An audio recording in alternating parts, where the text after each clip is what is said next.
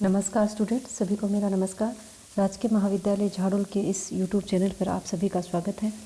आज हम पढ़ेंगे बीए प्रथम वर्ष की इस सीरीज में समाजीकरण यानी कि सोशलाइजेशन। समाजीकरण क्या होता है? जैसे हम देखते हैं कि मनुष्य जब जन्म लेता है तो वह एक जब शिशु होता है तो वह उसके अंतर्गत सोचने, विचारने, समझने की क्षमता नहीं होती है। तो मानव शिशु जन्म के समय से ही किसी भी मानव समाज में भाग लेने योग्य नहीं होता है। तो वह केवल एक प्राणी शास्त्रीय इकाई के रूप में इस संसार में आता है, यानी कि वह एक हार्ड मांस, हड्डियों का, मांस का, खून का एक पुतला होता है, जीवित पुतला, जिसके अंतर्गत सांस होती है। उसके अंतर्गत क्या माँ है, क्या पिता है, तो समाज में कौन लोग हैं, तो वो सब समझने की उसके अंतर्गत क्षमता नहीं होती है। उसमें किसी भी प्रकार के कोई भी सामाजिक गुण नहीं होते हैं और न ही वह सामाजिक होता है। तो अब यह आता है कि वह सामाजिक कैसे बनता है। तो उसके जो सामाजिक बनने की जो प्रक्रिया है वही समाजीकरण कहलाती है। क्योंकि जब वह जन्म लेता है तो वह न तो वह सामाजिक होता है, न ही वह असामाजिक होता है, न ही वह समाज विरोधी होता है। वह केवल एक खाली यानी कि ब्लैंक पेपर के समान होता है। जिस प्रकार खाली पेपर होता है उसके ऊपर जब तक हम कुछ नहीं लिखते हैं तो वो बिल्कुल ब्लैंक होता है। तो जब मनुष्य जन्म लेता है शिशु के रूप में तो वह उस एकदम से खाली दिमाग से खाली होता है। वह न सामाजिक होता है, न असामाजिक होता है और न ही वह कोई समाज विरोधी होता है। तो समाज के रीति रिवाज, समाज की प्रथाएं, परंपराएं, मूल्य, समाज की संस्कृति, इन सभी चीज़ों से वह बिल्कुल भी अनभिज्ञ होता है। इन सभी चीज़ों का उसे कोई भी ज्ञान नहीं होता है और न ही वह जानता है कि उसे किसके प्रति किस प्रकार का व्यवहार किया जाना चाहिए, किस प्रकार का व्यवहार नहीं किया जाना चाहिए, समाज उससे क्या अपेक्षाएं रखता है। फिर भी किंतु उसमें कुछ शारीरिक क्षमताओं के साथ वह हमेशा व्यक्ति जो या इंसान जो है वो कुछ उसके पास शारीरिक क्षमताएं होती है, उन क्षमताओं के से वह पैदा होता है और उन क्षमताओं के कारण ही वह समाज में धीरे धीरे कुछ सीखने लगता है। और जब ये सीखने की जो प्रक्रिया है वही समाजीकरण है। वह समाज का एक क्रियाशील सदस्य बन जाता है और वह अपनी संस्कृति को ग्रहण करता है। लेकिन सीखने की क्षमताओं में सामाजिक संपर्क से ही विकसित होती हैं।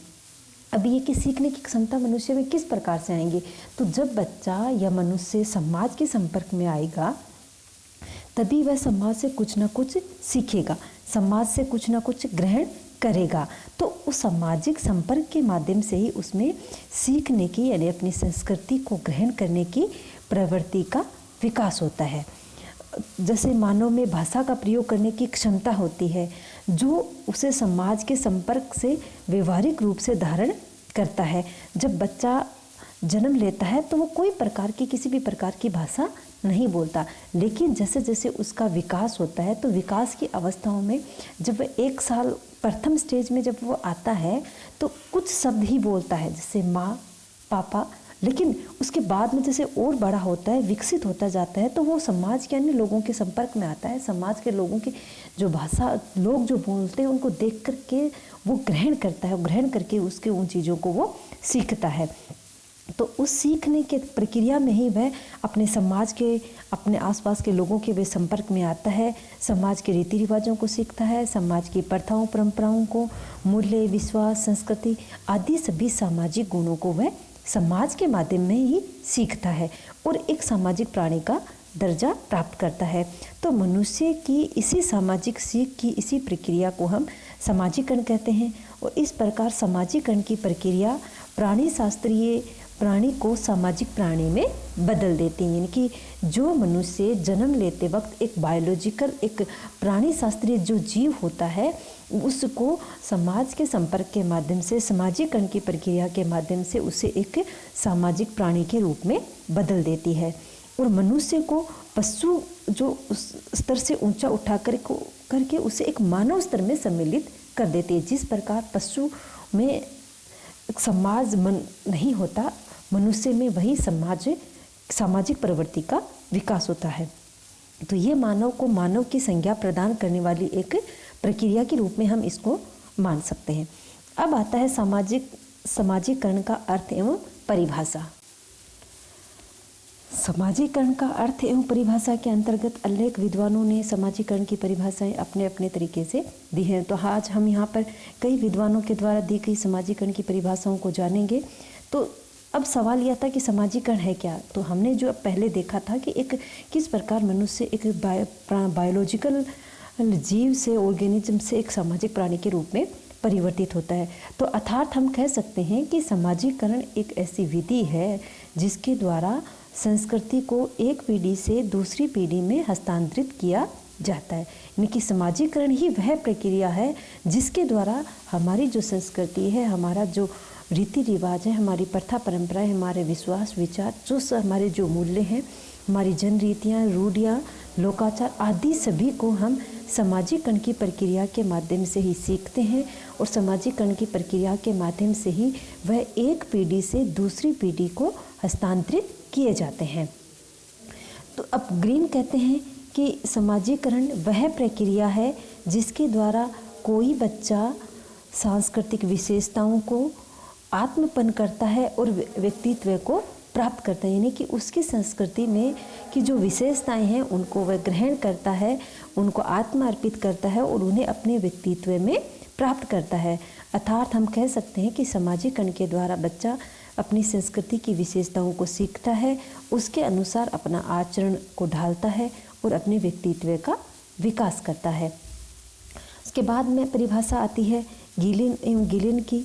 तो गिलिन एवं गिलिन कहते हैं कि समाजीकरण से हमारा तात्पर्य उस प्रक्रिया से है जिसके द्वारा व्यक्ति समूह में से एक क्रियाशील सदस्य बनता है और समूह की क्रिया विधियों से समन्वय स्थापित करता है, उसकी परंपराओं का ध्यान रखता है और सामाजिक परिस्थितियों से अनुकूलन करके अपने साथियों के प्रति सहन शक्ति की भावना का विकास करता है।